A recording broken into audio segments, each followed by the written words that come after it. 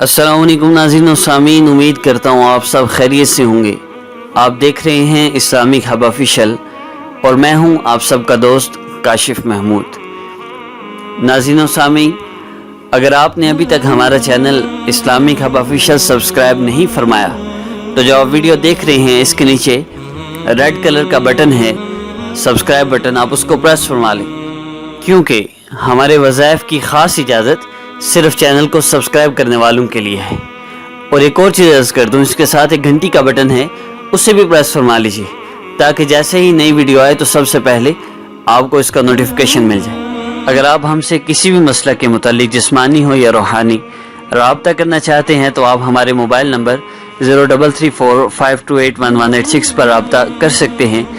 किसी भी वक्त रब्ता कर सकते हैं 0334 5281 186 03345281 पाकिस्तान से बाहर मुल्कों से रब्ता करने वाले +92 कंट्री कोड लगाएंगे। पाकिस्तान से 0334 मिलाकर आप हमसे रब्ता कर सकते हैं। व्हाट्सएप पर रब्ता करेंगे तो हमसे रब्ता फौरी हो जाएगा, फौरी आपको रिप्लाई कर दिया जाएगा। आइए अब आज के अमल की तरफ बढ़ते हैं। हमारा आज का अमल रमज़ान की 23वीं शब का अमल है। अल्लाह रब्बुल इज़्ज़त ने इन ताक रातों को तलाश करने का हुक्म फरमाया है और इन ताक रातों में एक रात ऐसी है जिसकी इबादत वो खैरुम मिन अल्फ़ शहर 1000 महीनों की इबादत से अफजल है। इस रात को हर बंदा मोमिन तलाश करता है। 21वीं रात है, 23वीं रात है, 25वीं, 27वीं और 29वीं रात है। इसमें एक चीज़ का ख्याल रखें कि 27वीं रात ही लैलतुल क़दर नहीं होती। बाज़-औक़ात 23वीं रात के बारे में भी रिवायात आई हैं और इसमें भी लैलतुल क़दर होती है।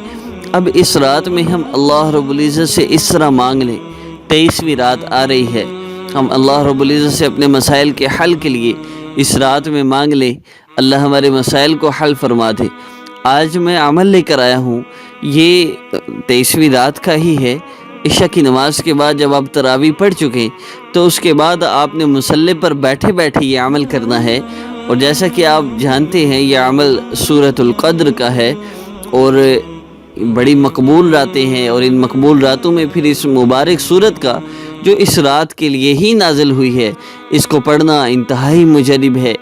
अल्लाह रब्बुल इज़्ज़त रमज़ानुल मुबारक में सहरी और अफ्तारी के वक़्त बंदा मोमिन की एक दुआ ज़रूर कबूल करते हैं। इसलिए आप रमज़ान में जितने भी वज़ाइफ करें तो उसमें एक चीज़ का ख्याल रखें कि वक्त वजीफ़ा का कोई भी हो, आप सहरी और अफ्तारी के वक़्त एक मरतबा अल्लाह रब्बुल इज़्ज़त से दुआ ज़रूर करें कि अल्लाह, आपके महबूब सल्लल्लाहु अलैहि वसल्लम ने फरमा दिया कि आप हमारी एक दुआ ज़रूर कबूल करते हैं सहरी और अफ्तारी के वक़्त। या अल्लाह, हमारे दिल स्याह हैं, हमारी ज़ुबानें स्याह हैं, हम कुछ नहीं कर सकते, हमारे पास कुछ नहीं है। या अल्लाह, आप अपने महबूब सल्लल्लाहु अलैहि वसल्लम की लाज रख लीजिए, उन्होंने फरमा दिया, आप हमारा एक मसला ये हल फरमा दीजिए।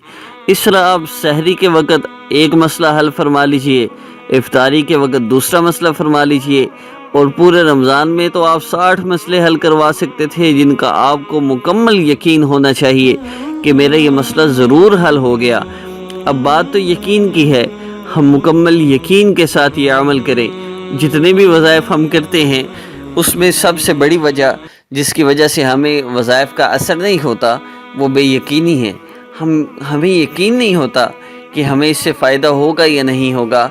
आप देख लीजिए, बंदा बीमार होता है, किसी डॉक्टर के पास जाता है, अगर आप उस डॉक्टर से ही मुतमिन नहीं तो आप जितनी चाहे उसकी मेडिसिन खा लें, आपको आराम नहीं आएगा।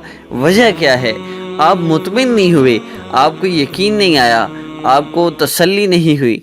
अगर आप दिल में ईमान की थोड़ी सी शम्मा जला लें, आपका इस बात पे यकीन हो जाए कि अल्लाह रब्बुल इज़्ज़त के महबूब सल्लल्लाहु अलैहि वसल्लम ने जो फरमा दिया वो हक़ है, सच है। अल्लाह रब्बुल इज़्ज़त, हम जैसे भी हैं, मैंने अर्ज़ किया ना, हमारे दिल भी स्याह हैं, हमारी ज़ुबानें भी स्याह हैं, लेकिन अल्लाह रब्बुल इज़्ज़त अपने महबूब की लाज रखते हैं, हमारी दुआओं को ज़रूर कबूल फरमाएंगे। तो हम अल्लाह रब्बुल इज़्ज़त से मांग लें। अब मैं अमल की तरतीब की तरफ बढ़ता हूँ। इस अमल की तरतीब में सबसे पहले तो मैं आपको अमल करने का तरीका अर्ज़ कर देता हूँ। आपने दरूद इब्राहिमी इसमें 11 मरतबा पढ़ना है। شروع میں 11 مرتبہ درود ابراہیمی پڑھ لیجئے، کم از کم 7 مرتبہ پڑھ لیں، اور 23 مرتبہ سورۃ القدر پڑھنی ہے۔ 11 مرتبہ درود ابراہیمی پڑھنا ہے، اس کے بعد 23 مرتبہ سورۃ القدر پڑھنی ہے۔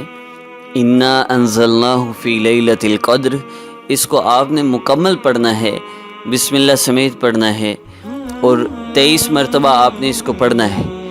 شروع میں 7 مرتبہ یا 11 مرتبہ درود ابراہیمی، درمیان میں 23 مرتبہ آپ نے سورۃ القدر پڑھنی ہے، اس کے بعد آخر میں پھر آپ نے 7 مرتبہ یا 11 مرتبہ درود ابراہیمی پڑھنا ہے۔ اور اس عمل کو کرنے کے وقت کے متعلق عرض کر دوں تو آپ نے رات کو عشاء کے بعد، تراویح کے بعد آپ نے اس عمل کو کرنا ہے۔ وقت کا پھر میں اس لیے عرض کر رہا ہوں کہ اگر آپ عشاء کے بعد، تراویح کے بعد نہیں کر سکتے تو آپ عشاء کے فرض و سنتوں کے بعد آپ اس کو پڑھ لیجئے، اس کے بعد تراویح پڑھ لیجئے۔ اگر یہ بھی ممکن نہیں ہے، تراویح کے بعد بھی نہیں کر سکتے، عشاء کے فرضوں کے بعد بھی نہیں کر سکتے، تو پھر آخری حد یہ ہے کہ آپ سحری کے وقت اس عمل کو کر لیں۔ جب آپ کھانا پکا رہے ہوں، سحری کی تیاری کر رہے ہوں، اس وقت کر لیجئے۔ لیکن بہتر یہ ہے کہ مصلی پر بیٹھ کر باوضو ہو کر کیا جائے۔ تھوڑی مشقت تو ہے، لیکن تراویح کے بعد اگر آپ وہیں بیٹھے تھوڑی دیر کے لیے پڑھ لیں تو یہ زیادہ سے زیادہ 15 منٹ کا وظیفہ ہے، اور سحری کے وقت چلتے پھرتے آگے پیچھے بات چیت ہوتی ہے اور دھیان اس طرح توجہ نہیں ہوتی، اس طرح دھیان مرکوز نہیں ہوتا۔ ایک اور چیز عرض کرتا چلوں، مسورات عمومی طور پہ، خصوصی طور پہ مسورات، مردوں سے بھی گزارش ہے کہ ہم لوگ بہت بڑی غلطی کرتے ہیں، اور وہ غلطی یہ ہے کہ ہم صبح سحری کے وقت اٹھے بھی ہوتے ہیں، لیکن ہم سے 2 رکعت نفل پڑھنے کی بھی ہمت نہیں ہوتی۔ ہم اس قدر لاپرواہی اور سستی کر جاتے ہیں کہ صبح 2 نفل بھی نہیں پڑھتے، اٹھے سحری کی اور پھر فجر پڑھتے ہی سو گئے۔ یہ ترتیب ٹھیک نہیں۔ جب بھی آپ اٹھیں سب سے پہلے وضو کر کے آپ نفل پڑھیں۔ مسورات میں جب عمل کر رہے ہوں تو تہجد کی نماز کم از کم رمضان میں بالکل مس نہ کریں، یہ بہت ہی مبارک نماز ہے۔ اور پھر اگر تہجد پڑھ کے آپ اللہ رب العزت سے اگر دعا کریں گے تو پھر اللہ رب العزت کی طرف سے تو منادی ہے کہ کوئی مانگے قبول کیا جائے گا، کوئی رزق مانگے دیا جائے گا، کوئی توبہ کرے قبول کی جائے گی۔ ہم اللہ رب العزت سے مانگ بھی لیں تو 7 مرتبہ یا 11 مرتبہ آپ درود ابراہیمی پڑھیے، درمیان میں 23 مرتبہ سورۃ القدر پڑھیے، اور آخر میں پھر 7 یا 11 مرتبہ درود ابراہیمی پڑھ کر آپ نے مصلی پر بیٹھے یہ عمل کرنا ہے تو اس کے فائدے بہت زیادہ ہیں۔ باوضو ہو کر کریں، قبلہ رو ہو کر کریں تو اس کے بہت زیادہ فائدے ہیں۔ لیکن ایک چیز عرض کر دوں، عورتیں محسوس ایام میں اس وظیفہ کو نہیں کر سکتی۔ محسوس ایام میں قرآن پاک کی آیات یا سورتوں کا کوئی بھی وظیفہ کرنا جائز نہیں ہے۔ لیکن اس میں ایک چیز اور عرض کر دوں، مسورات بعض اوقات اس غلط فہمی میں ہوتی ہیں کہ کچھ بھی نہیں کرنا ہوتا، نماز روزہ سب معاف ہے تو سب ہی معاف ہو گیا۔ یہ بات نہیں ہے۔ آپ روزہ نہیں رکھ سکتے، نماز نہیں پڑھ سکتے، اور قرآن پاک کی تلاوت نہیں کر سکتے، قرآن پاک کو چھو نہیں سکتے، آیات نہیں پڑھ سکتے۔ وہ آیات جن میں دعا ہے، جس طرح ربنا ظلمنا انفسنا وَإِن لَّمْ تَغْفِرْ لَنَا وَتَرْحَمْنَا لَنَكُونَنَّ مِنَ الْخَاسِرِينَ، دعا کی نیت سے ان کو پڑھ سکتے ہیں، ان آیات کو۔ اس کے علاوہ کلام پاک کی کسی بھی آیت کا وظیفہ نہیں کر سکتے، کسی سورت کا وظیفہ نہیں کر سکتے۔ لیکن پھر عرض کر دوں کہ آپ استغفار پڑھ سکتی ہیں، درود پاک پڑھ سکتی ہیں، اور جتنے بھی اسماء الحسنہ کے وظائف ہمارے چینل پر اپلوڈ کیے گئے ہیں سارے کے سارے آپ کر سکتے ہیں۔ اس میں محسوس ایام کی قید نہیں ہے۔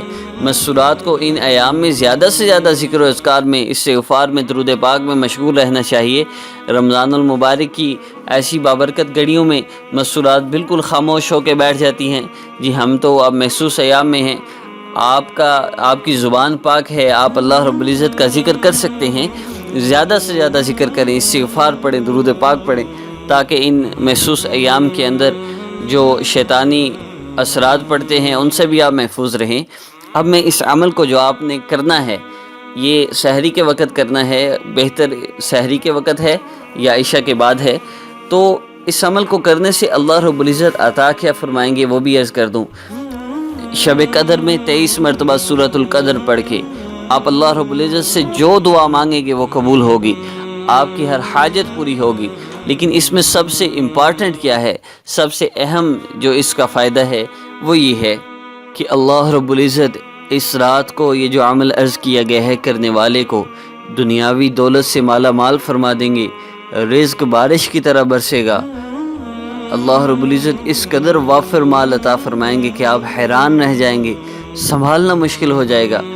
محترم سامعین، عمل انتہائی مجرب ہے اور آپ نے کوئی 10 دن اس کو نہیں کرنا۔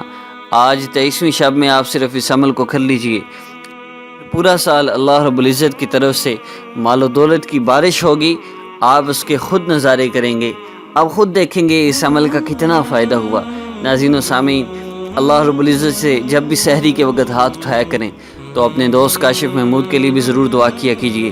ہمارے چینل کو سبسکرائب کرنا نہ بھولیے گا، لائک، کمنٹ اور شیئر کرنا بھی نہ بھولیے گا۔ اجازت دیجیے، السلام علیکم ورحمۃ اللہ۔